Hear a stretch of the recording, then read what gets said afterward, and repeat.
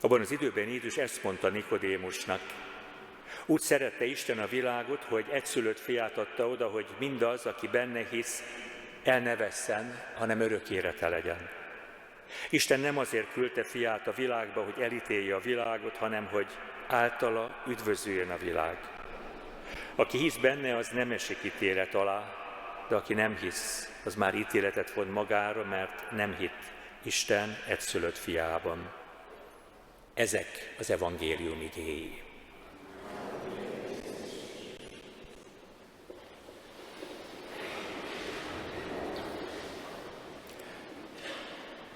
Kedves testvérek, számomra egy egészen különleges, szép rész ez a nikodémusi találkozás.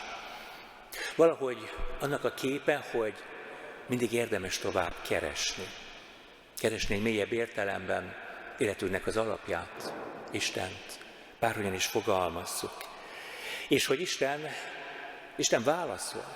Mert ennek a felolvasott résznek az alaptapasztalata az nem más, hogy Istennek egyetlen egy szándéka van, megosztania önmagát, és ezt hívjuk örök életnek. Egy vele való boldog találkozásnak, az örök életének. Hogyan lehet akkor megérteni a Szentháromságot? Mit mutat akkor Szentháromságos ikon? Ugye ez valahogy olyan, mint a körnek a háromszögesítése. Valamelynek a tapasztalata, hogy Isten egybe az Atya, a Fiú és a Szentlélek, de közben az Atya és a Fiú és a Fiú és a Szentlélek az nem ugyanaz egyszerűen. És akkor itt megállunk, hogy miről is szól ez. Alapvetően annak a tapasztalata, szerintem bőven elég, hogyha ebből valamit befogunk, hogy Isten közösség, egy olyan közösség önmagában, aki egyszerűen meg akarja osztani magát. És arra hív minket, hogy ebbe lépjünk bele. Ahogy akarunk, amikor akarunk, amilyen formában szeretnénk, legyünk ennek a részesei. A jó hír az, hogy Isten megmutatja magát feltétel nélkül, legtisztábban, legegyszerűbben talán így Jézusban, az emberré lett, a történelmi Jézusban, ahol leginkább tudom magam is azonosítani Istennel, ahogy ott él Jézus. Új életre hív minket, és ez olyan egyértelmű. De akkor miért veszítjük el? Nem, de azért, mert rengeteg dologban egyszerűen vaksik vagyunk. Nem tudunk dönteni, rossz kompromisszumokat kötünk, elveszítjük az irányt, rengeteg oka lehet. És valószínűleg mindegyre van példa a saját életünkben, életemben. Miért érdekes Nikodémus? Ki ő? Egy hithű, képzett farizeus, a nagy tanácsnak a tagja, egy előkelő ember. Mit várunk? Kik a farizeusok így, hogy elképzeljük? Akik föltolják az órukat, akik egyszerűen veregetik a vállakat, ők tudják, hogy milyen az Isten. Nem, de ezért nem tudnak közel kerülni Jézushoz, mert bezárulnak valamibe. És ezzel szemben ott van megint a jó példa, hogy ne általánosítsuk, hogy ott van ez a vezető farizeus, Nikodémus, aki eljön, 3-szor eljön Jézushoz. És a vele való beszélgetés legcsodálatosabb formában mutatja meg azt, hogy Jézus számunkra beszél Isten szándékáról, ebben a részben is, Isten üdvözítő szándékáról. Mi történik itt? Ott van egy kereső ember, egy hitelesen kereső ember, és Isten válaszolni akar. Úgy, ami neki segít, tovább vezetve éjszakáról éjszakára. Lehet, hogy fél megvallani ezt, mert ez ciki, hogy akkor ő oda jön ehhez a fura mesterhez, de mégis oda megy, és újra visszamegy, Mit vágyunk arra tanárként? Nem de azt, hogy ott legyen egy ilyen érdeklődés? Nem de ez a legfontosabb vágy egy oktatónak? Ha egy egyetemi évet zárunk, hova kell eljutni? 2 vagy 12 vizsga letételéig? Vagy pedig nem az lenne a nagyobb vágy, hogy egy kereső emberré legyünk? Hogy inkább kereső emberek legyünk az év végén, mint az év elején? Nem de azt teszi egy értelmiségét, egy keresztény értelmiségét, hogy minél többet tud, annál inkább rájön a korlátaira, annál inkább ott van benne a vágy, hogy mélyebbre menjen, de egy nagyobb alázattal. Nem, de valami ilyet kéne vinni. Olyan sokszor megijedünk a kérdéstől, mert az bizonytalanságot fejez ki, mert akkor rossz a kérdésünk és buta a kérdésünk. Hát itt a képzelt farizeusnak ott vannak a többi beszélgetésben a nagyon egyszerű gyermekdett kérdés, hogyan lehet ez Jézus? De azáltal, hogy fölteszi a kérdést, azáltal tud elindulni a párbeszéd. És azt látjuk, hogy ez a farizeus, Nikodémus, ahogy a nevében is benne van, ő önmagát képes legyőzni, a félelmét, az elképzelését, a beképzeltségeit, az, hogy neki milyennek kéne lennie. Egyszerűen azt érzi, hogy valamire szüksége van. Hogy valamihez nem jutott el még a végső válaszhoz. A kérdés az, hogy akik itt vagytok, oktatók és hallgatók, mit kerestek? Hogy kerestek-e valamit ebben az évben? Én most arra kértem Martin atyát, hogy mondjon egy pár szót arról, hogy ő hogyan élte meg ezeket az éveket. Ha ilyenkor az év vége van, akkor szeretnénk megköszönni nem csak egyes vizsgákat, hanem akik befejezik a tanulmányokat. Ő most fejezi be itt így a képzését. Share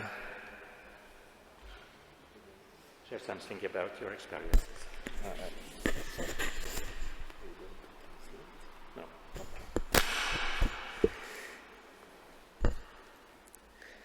The shortest verse of the Bible, the shortest verse of the Bible was John chapter 11, verse 35. And so it reads that Jesus wept. And I was wondering if people around that time will ever believe that Jesus can weep in that time, during the time of Jesus. And it was recorded in the Bible.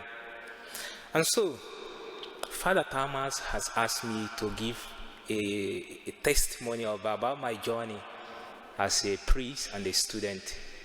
He said I should do it in 3 minutes, but I was wondering how I can, summarize everything that happened in 6 years in just 3 minutes. That will try. And so, my journey as a student priest in Page is marked by Lamentation, verse 3, verse 22 to 23. It says, because of the Lord's great love, we are not consumed, for his compassions never fail. And in chapter 23, it says, they are new every morning. Great is your faithfulness. And so, I have to divide my testimony in 3 categories. The first category is I will talk about the challenges, just few challenges. The second one is the lessons. The third one, I will call it both regrets and the success. I will be fast in my testimony. So the first one is about the challenges. There are a lot of challenges from day one. I arrived Hungary on January 7, 2020. That was before COVID. And so, just like Nicodemus, searching for Jesus without knowing what to expect, as Father was saying in the homily. So we are going to a country that you don't know. I haven't been to Hungary. And so, There are many things, many challenges that came with coming here. First, the weather. It is the first time that we have to, experience a different weather that is different from what we have in Nigeria. And so, the cultural shock, whereby you don't know the language, and they want to, when you don't know the language, it's like you are maybe you have eyes but you cannot see, or you can walk but you still need somebody to take you where you want to go. And so these are the challenges that of course I have. This is my own personal testimony, because sometimes you want to go and buy things that you need but you don't know how to get them. And then the second challenge is also the academic burden.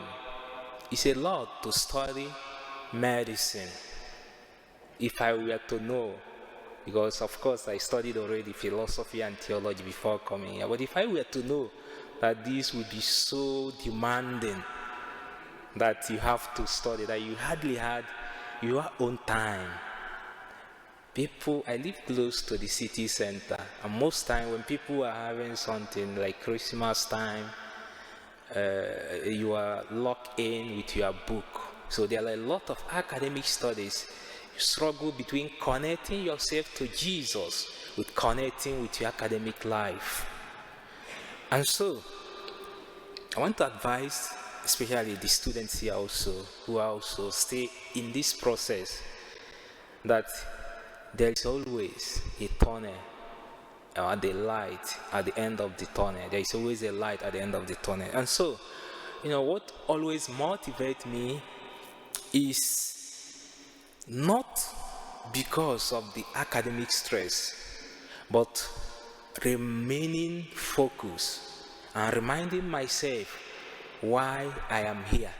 And maybe Nicodemus knew why he was searching for Jesus. So I always remind myself, this is why I'm here. I'm here to become a doctor. And so if not, there is no way. And so you have to lock in no matter the challenges. It might be so demanding. It might be so,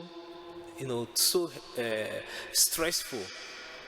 But remember that no matter how the struggle might be, that His faithfulness abides forever. The lessons: never lose focus. Never lose focus of why you have come to Hungary. Some have come to study engineering, some have come to study nursing, some have come to do some other thing, maybe to work. Never lose focus of what you are, or what you want to be, or what you are searching in life.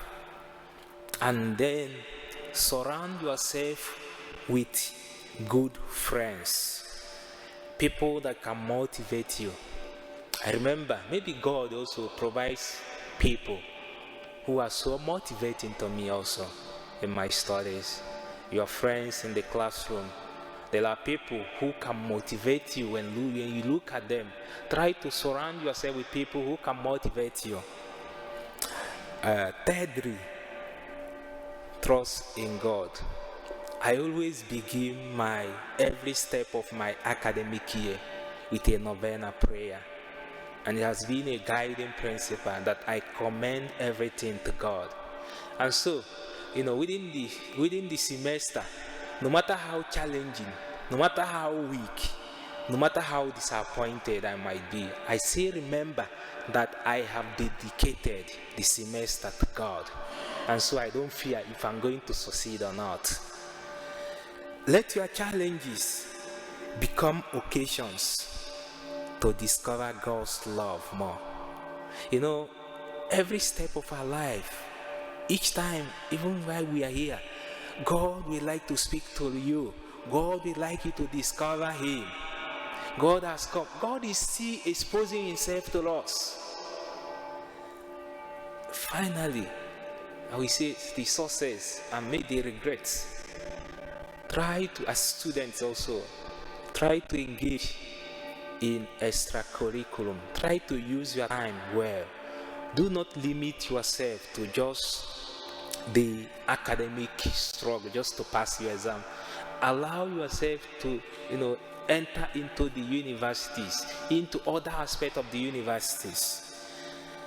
Don't acquire bad habits that you will regret later. There are a lot of things. You will encounter people that might influence you, but I just want to advise you, do not acquire a bad habit that you will end up regretting maybe after many years. Learn the language, the culture as soon as possible. Unfortunately, I didn't start as early because of the academic burden, because of the studying medicine and learning the language. So try as much as you can, if it is possible, to learn the language, learn the culture, learn the people, learn their food, their aspect of life. My dear friends, as I reflect on this journey as a student priest in Perch, these works speak deeply to my heart.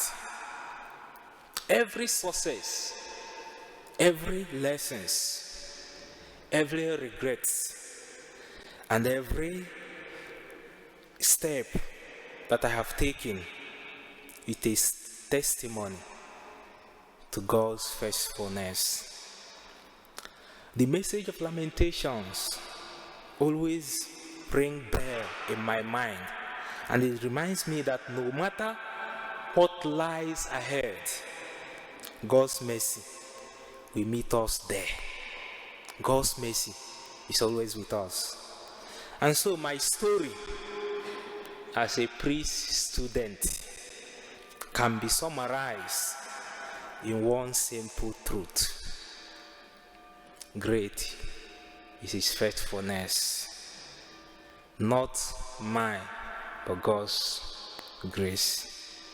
Every morning, every challenge, every success I have recorded, even every failures and every regret, is a reminder that the Lord's mercies never fails.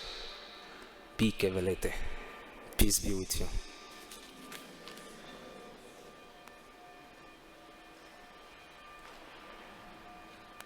Kívásokról és Isten hűségéről beszélt Martin atya.